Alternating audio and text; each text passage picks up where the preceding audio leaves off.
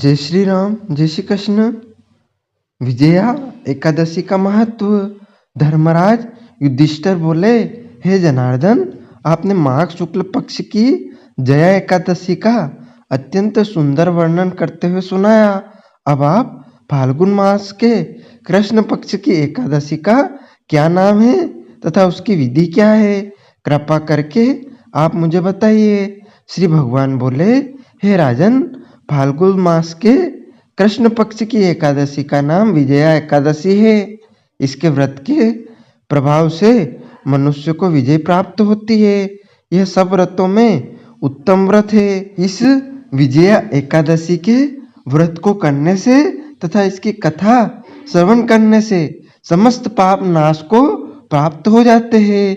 भयंकर शत्रुओं से जब आप घिरे हो और पराजय सामने खड़ी हो, उस विकट स्थिति में विजया नामक एकादशी को आपको विजय दिलाने की क्षमता रखती है। अब मैं आपको विजया एकादशी का व्रत कहता हूँ।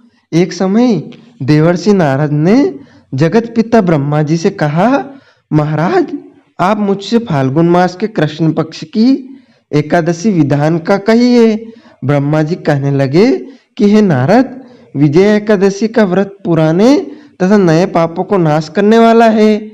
इस विजय एकादशी की विधि मैंने आज तक किसी से भी नहीं कही। यह समस्त मनुष्य को विजय प्रदान करती है।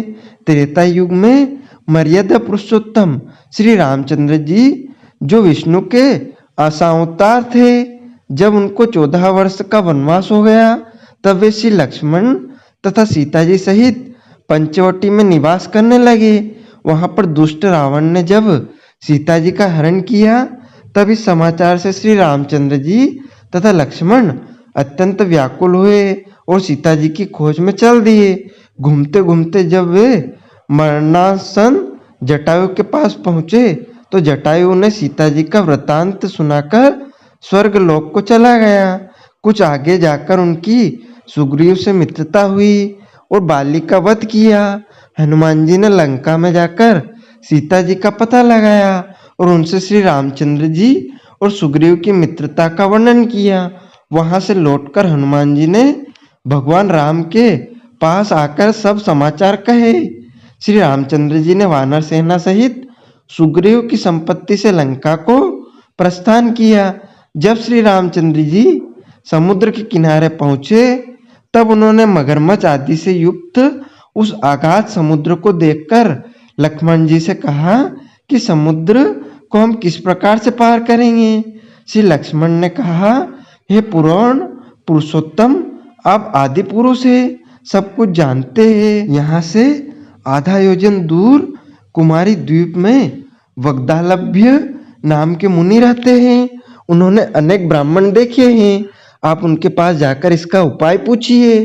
लक्ष्मण जी के इस प्रकार के वचन सुनकर श्री रामचंद्र जी वग्दालभ्य ऋषि के पास गए और उनको प्रणाम कर कर बैठ गए।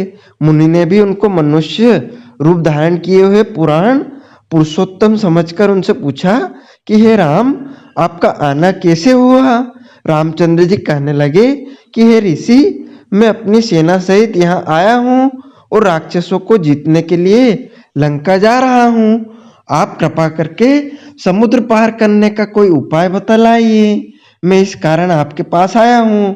वग्दालभ्य ऋषि बोले कि हे राम, फाल्गुन मास के कृष्ण पक्ष की एकादशी का उत्तम व्रत करके निश्चय ही आपकी विजय होगी। साथ ही आप समुद्र भी अवश्य पार कर लेंगे। इस व्रत की विधि यह है कि दशमी के दिन स्वर्ण, चांदी, तांबा या मिट्टी का एक घड़ा बनाएं। उस घड़े को जल से भरकर तथा 5 पल्लव रख वेदिका पर स्थापित करें। उस घड़े के नीचे सतनजा और ऊपर जो रखे, उस पर श्री नारायण भगवान की स्वर्ण की मूर्ति स्थापित करें। एकादशी के दिन स्नान आदि से निवृत्त होकर धूप, दीप, नैवेद्य, नारियल आदि से भगवान की पूजा करें।